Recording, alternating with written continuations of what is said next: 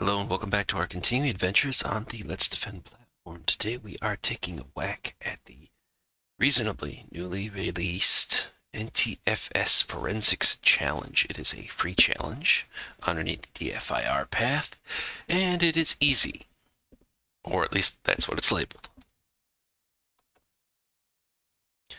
So let's see, what's the scenario? As a digital forensics analyst with over a decade of experience, you are the go-to person in your organization for Windows disk forensics. Recently, an alert was triggered on a critical server used by administrators as a jump server. So, those that may not know, typically that would be something that would be for like isolating systems. So maybe you have a bunch of OT stuff. You don't want to sit there and issue out equipment, so you set up a bunch of hurdles. So firewalls, force VPN, MFA login, everything else like that to, like, say, external contractors, say like HVAC, for them to be able to jump into that system, and it goes through, and from there they can talk to the rest of the actual OT environment. The server is frequently accessed for credential management and other sensitive operations, making it a high-value target. It has not been compromised. You are provided with only the master file table, or MFT, of the endpoint. Your task is to uncover the actions taken by the threat actors on this endpoint. And for those that might need a refresher, MFT, or master file table, effectively is the database, if you will, where everything kind of sits in terms of for the logical file system. So what do we got for questions? Identify the malicious downloaded file. What's the file name? What is the source of the downloaded file? What was the time that it was downloaded? A PowerShell script was created on disk by the malicious file. Where was it? What's the size of the script in bytes? Recover the contents of the script. What is the URL it reaches out to? Based on the contents you recovered, what mitre technique is observed? Answer, I'm assuming, answer using the subtechnique ID, and which PowerShell commandlet was used to execute the code on the script. And we are given a Windows host.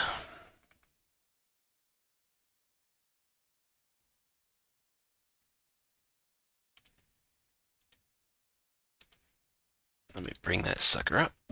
And what I've done is I've extracted out the MFT file from the challenge file directory on the desktop and dumped it into MFT Explorer, as since that was provided. And since our very first aspect that we are looking for is, okay, something was downloaded, which means technically, okay, we're going to go look inside of the various download directories. And so most of these VMs on the Let's Defend platform has a user, if it's not spelled out, of Let's Defend. And if we take a look at C users Let's Defend downloads, we see that there's an x.ps1, a scanner, 98.zip, MFT Explorer for some reason, and what looks to be a copy of the 64-bit edition of 7-zip.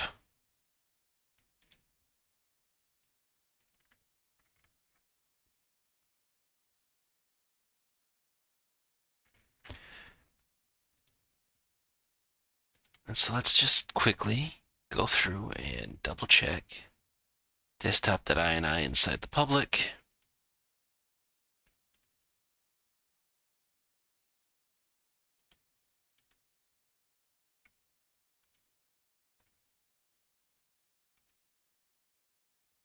Default user doesn't have anything there. Okay, so yeah, we got kind of limited options by what's available on the MFT.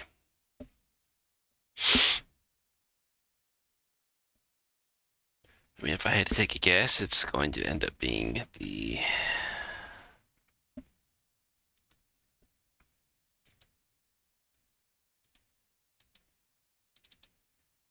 scanner.9 or scanner98.exe. I mean, it very well could be the executable, But in this case, we're going to sit there and utilize the answer format that they want. So they're looking for a bunch of asterisks, dot, and then the three-digit or three-character extension, like everything else with Windows.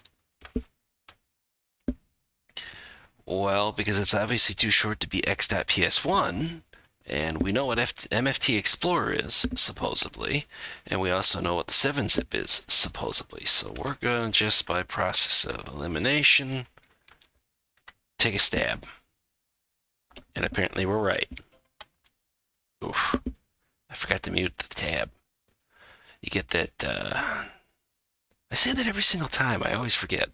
Anyways, okay, so scanner 98 is indeed the portion. So what is the source URL of the downloaded file?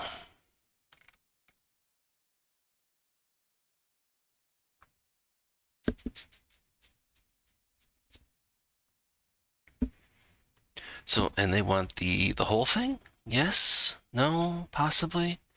Yeah, I'm gonna guess so because it's got near the end of it a question mark and an equals sign.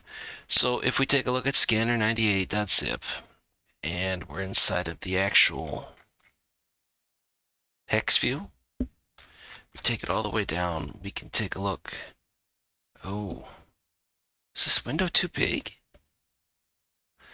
Or I might need to sit there and shrink it slightly so it actually fits in here. Oh, wow. Well, we'll just not stick with that. Okay, so there we go. I realize, okay, yes, it just got a little bit smaller, but so realistically what we're looking for here is we have refer URL, which is drive.google.com. We go a little bit further, we got host URL, and that is https://drive.userscontent.google.com download.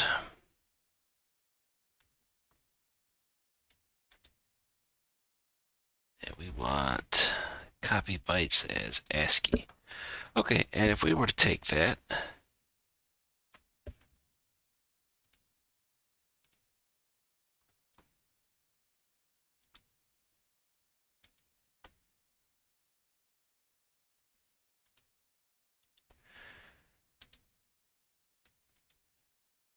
oh, really?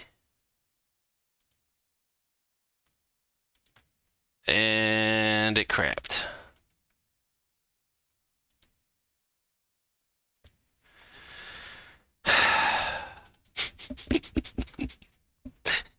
Don't you just love it? Not really. Okay, I'm gonna pause because this is going to end up taking a little bit of time in order for it to reindex. I suppose I should have probably taken a look to see if there would have been any way to save the output. I know there's a bunch of other stuff that we could end up doing, but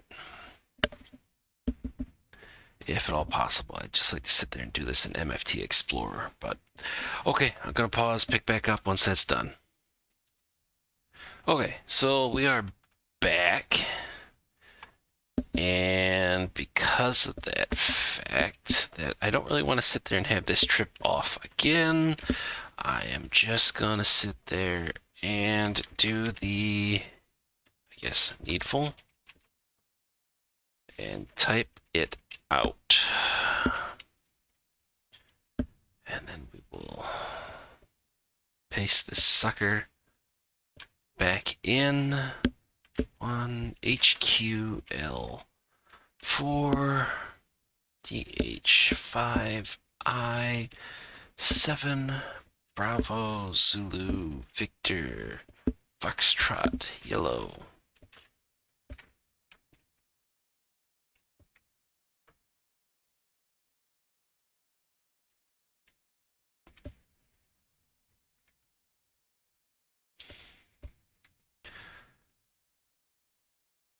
D on and export equals download. Okay, so we've got that typed out into a separate window. Notepad. Let's see if we got it. Oops. Guess it would kind of help if I would spell export correctly. You know, spelling is important.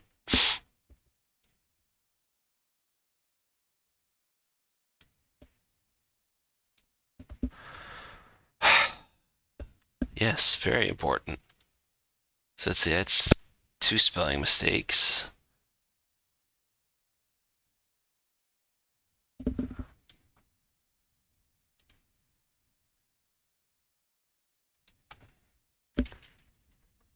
Great. Great googly moogly. All right, what did I screw up? So let's see, https://drive.user singular user content .google.com/download question mark ID equals 1HQL4 DH5I 7B V or no BZ VF Y dash V underscore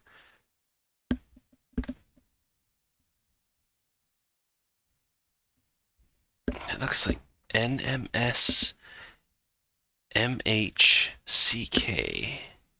JB CDE on capital O. Well, that was more difficult than what it probably should have been.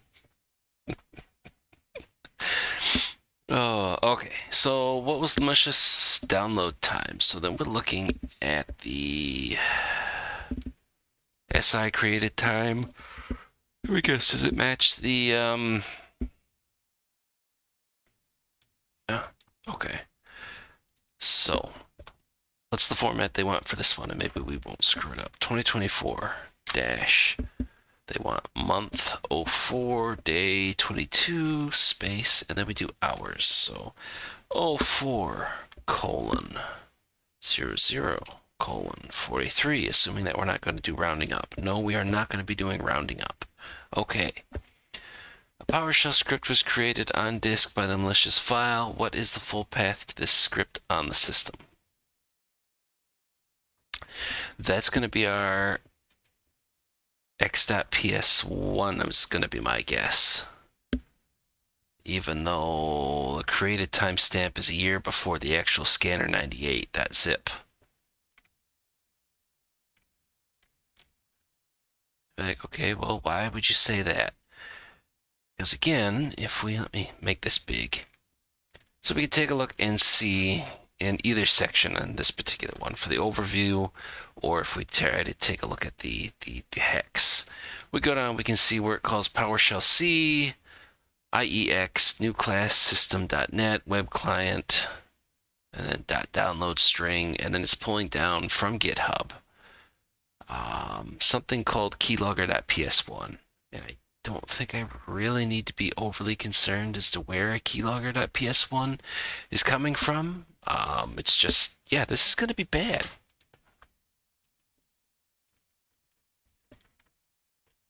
So we're going to type all this out. x.ps1.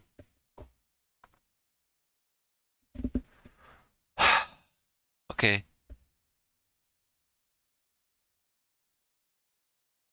C:/users. Let's defend. Downloads, not download. Yeah. It's dang near middle of the day, and I am finally getting around to having coffee, so do bear with me as I make atrocious spelling mistakes. I swear English is my native language. What is the size in bytes? Where is that?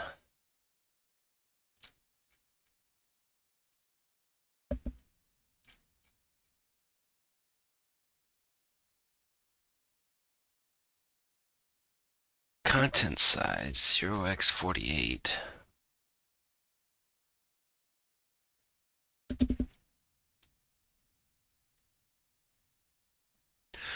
Oh, it does have a section for time stamped for the PS1, which would explain as to why it would show up as a year earlier before. Well, hooray. Or possibly time stamped.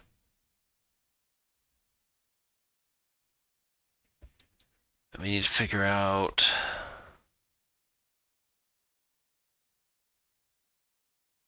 actual size.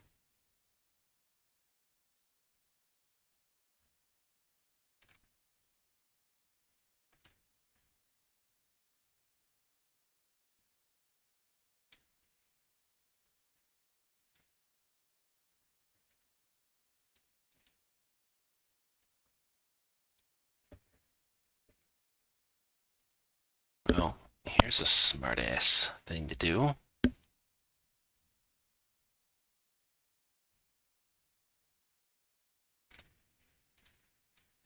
What if we just recreate it? We have the code, content,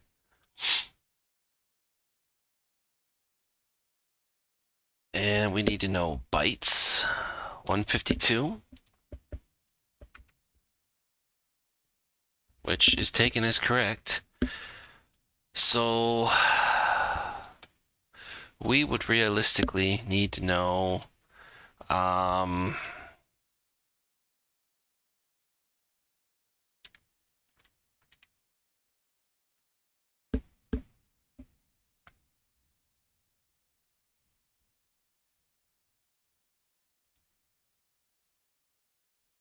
let's just find a converter. So let's do this in reverse. If we take 152 and we want to convert that to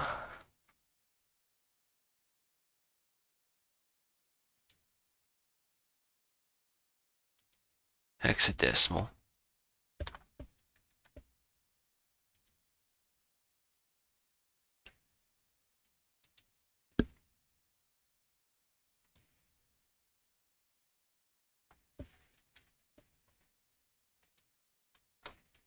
Looks like it would be a 0x98.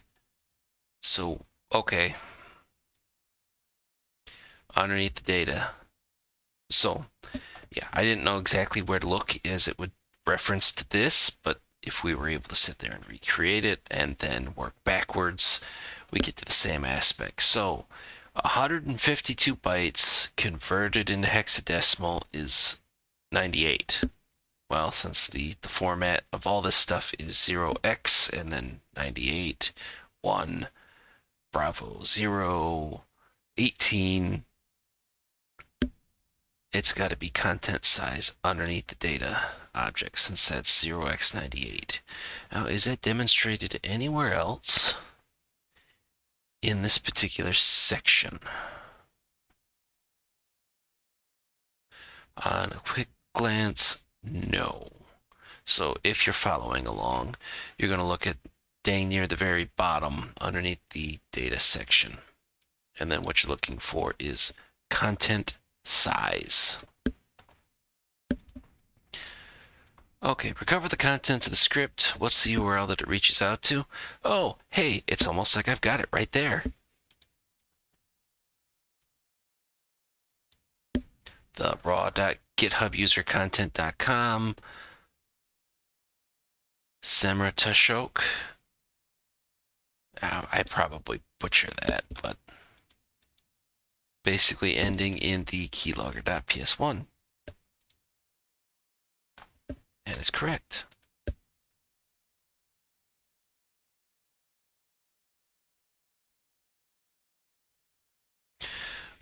PowerShell command that was used to execute the code in the script. That is, if we go to the very beginning, should be IEX.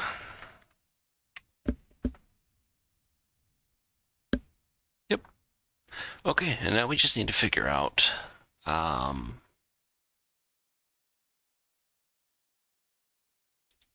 what mitre. Mitre technique or technique?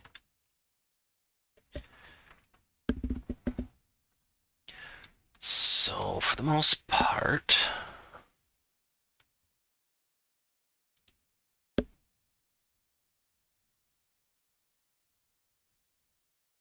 and then we're looking for the sub-technique. And I realize, yes, let me get the RDP window out of the way because we've effectively accomplished all we're going to effectively with the workstation.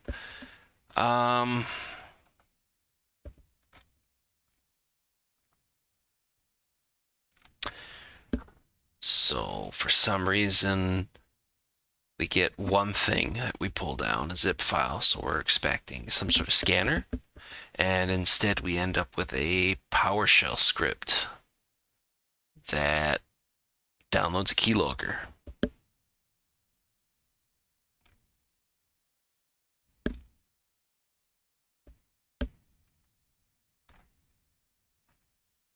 It almost seems like Trojan-esque, presented as one thing and what you're given in reality is another. I mean, would it just be PowerShell? So T1059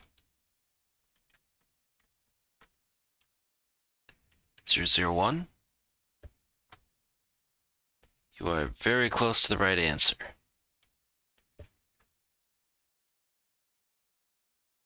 So it is 5 and then 3.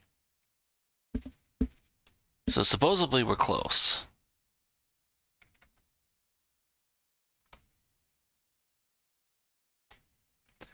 But if it's not PowerShell, I don't know what it would end up being. Invoke command. Because it's not CMD. It's not Visual Basic, because I mean, I'm not missing something in regards to it was a PS1 file. Yeah, so it's PowerShell all the way through. It's not like it kicked off to like keylogger.py.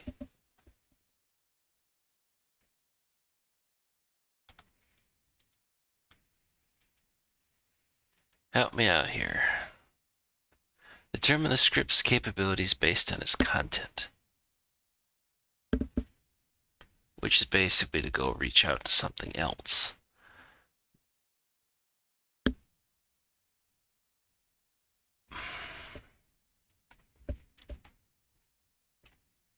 Okay, it's not, I don't have an extra space in there.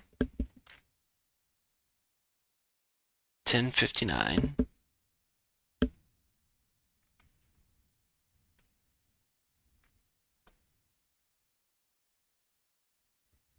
Of course, I guess when they say script, so I guess here's the other question. It's like, do we actually need to take a look at what the contents of that PS1 is? Is it still there?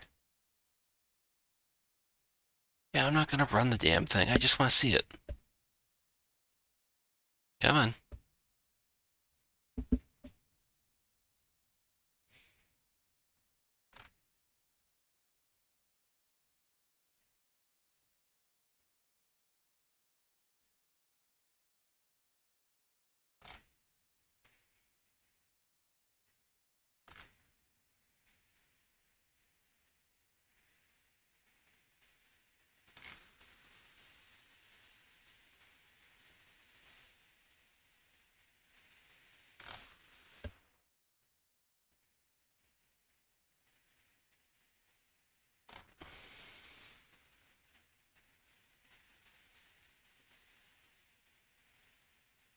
I mean, this is all PowerShell, so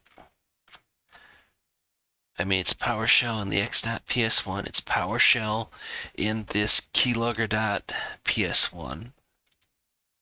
And we're supposedly, very close to the right answer. That appears to be T1059. Yeah, 1059.001 should be PowerShell.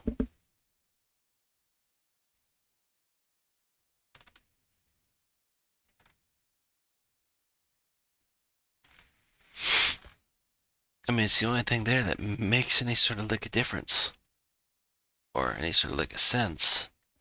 Or is there an actual section in there? Okay, it's a keylogger. So is that where we need to be?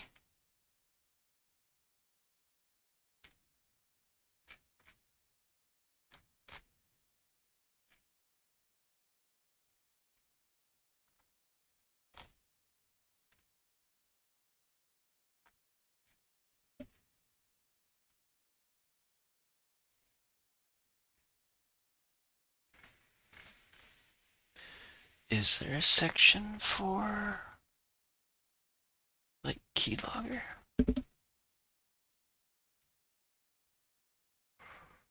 There is. So if we change 9 into a 6, and coincidentally it's also 0.001.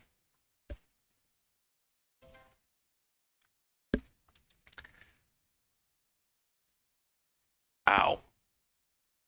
Mute. Okay, so there we go with that.